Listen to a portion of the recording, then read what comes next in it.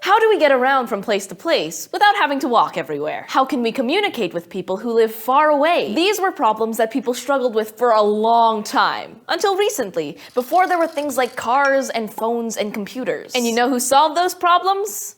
Engineers. But do you know what an engineer is?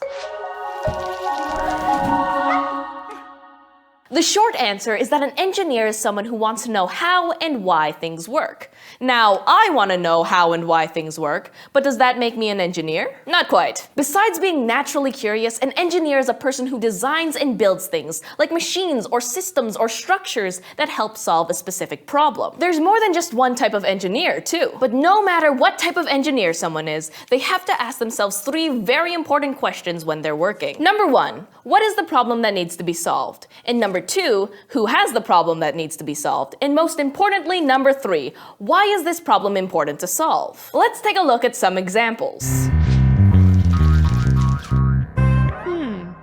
A really famous example of engineering is the Golden Gate Bridge in San Francisco, California. I mentioned that there are different kinds of engineers, and a civil engineer is someone who designs and constructs buildings, roads, and yep, bridges. For the person who designed the Golden Gate Bridge, what was the problem that they needed to solve? People couldn't travel in or out of San Francisco, which is surrounded on most sides by water, without a boat. Who had the problem? Residents of San Francisco mostly, but really anybody traveling in the area. And why was the problem important to solve? Well, you didn't want a whole bunch of San Francisco residents trapped in San Francisco forever, even if it is a super cool city.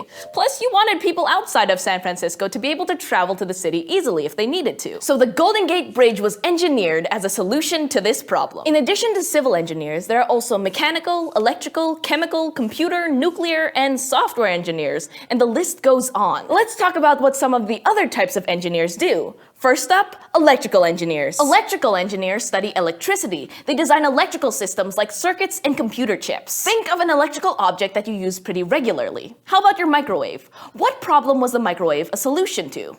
Cold food, right? You have an electrical engineer to thank for the ability to reheat that leftover pizza you just had for lunch. No matter what kind of engineer someone is, their job at its most basic level is problem solving.